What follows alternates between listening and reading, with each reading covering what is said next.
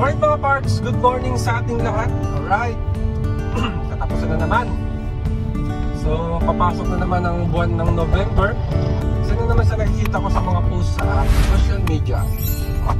Lalakas ang benta ko ngayong November. Think positive lang mga parts. Mga nagne-negosyo dyan, kamusta naman kayong lahat?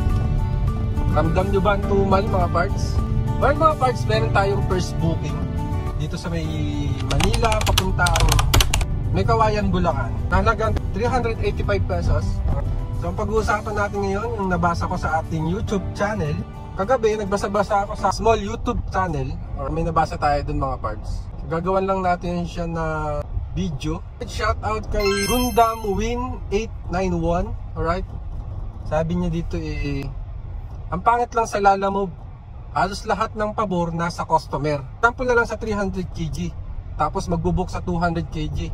E di sayang ang effort ng driver kapag hindi ka siya sa sedan. Lugi pa kasi 300 kg pero walang additional.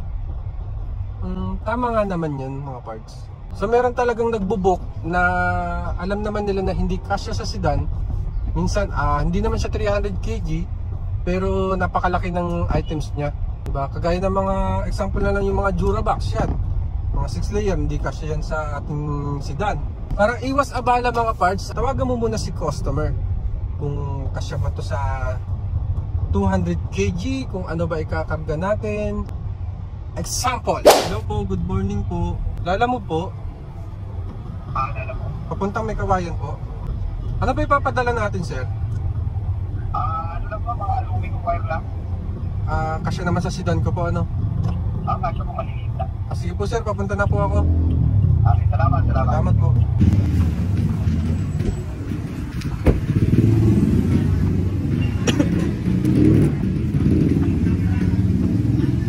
Lalamove po? Sige, ano lang, driver's license na. Nakahanap po si hindi ko makita. Saan ba yun sir? Yan. Ito lang po ba? Yung dalawa lang, dalawa. Sige po, sa likod na lang po.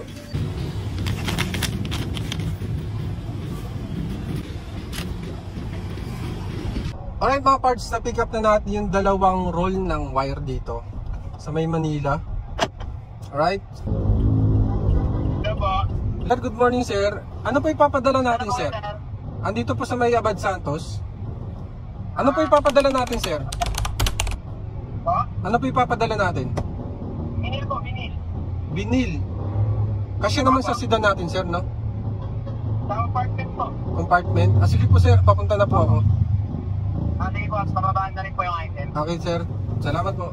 So, binil lang daw ang ating pipick upin dito sa may pick up location. Second booking natin to mga parts. Pick up location, Manila Binondo, papuntang Malabon. Sa halagang 428 pesos. Pick upin na natin to mga parts. Let's go!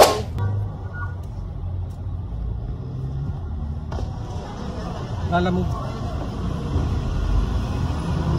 Ayan natin sila. Oo. Sige po.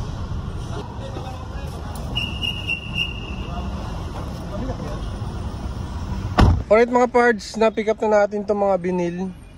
Ayan, kasyang-kasya dito sa ating sedan. Time check natin is 9:51 ng umaga. Meron tayong 27 minutes at 9.8 kilometers para i-drop off to sa may Bulacan. Right? So tara, samahan nyo ako sa aking biyahe. Ako nga pala si Arjun X Vlog. Let's go!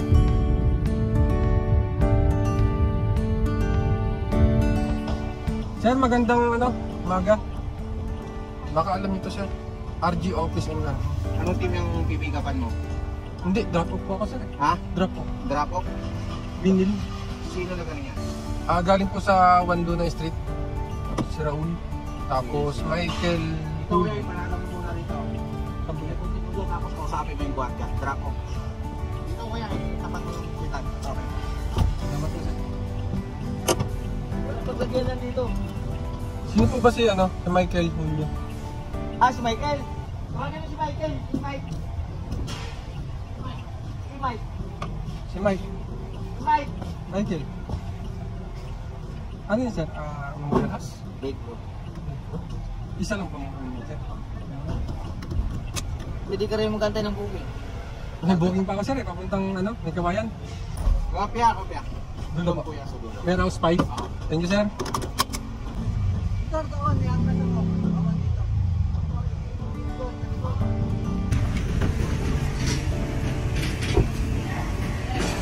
Andito po sa loob. Sino po si Michael Jr.? Okay. Kayo po mag-payment sir? Apo, kano? Opo.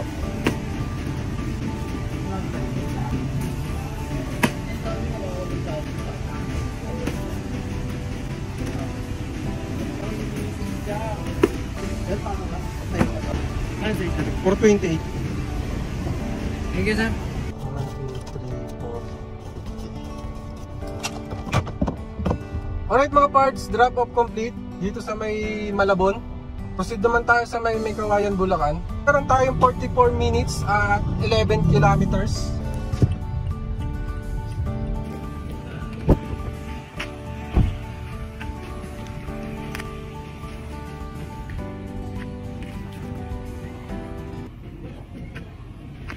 Sarap maglaro dito.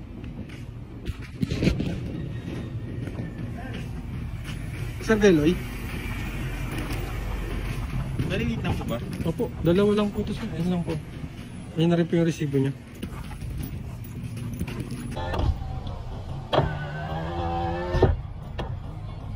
Ito sir. 1, 2, 3, 4. 420. Ang bike mo sir 1, 2, 3, 4, 20. Alright, ang laki ng tip natin. Alright mga pards, drop off complete dito sa may CRB. Alright, so binayaran tayo ng 420 pesos na dapat 385 pesos lang. Napakabait. Yung mga customer talagang nakakaintindi, di ba?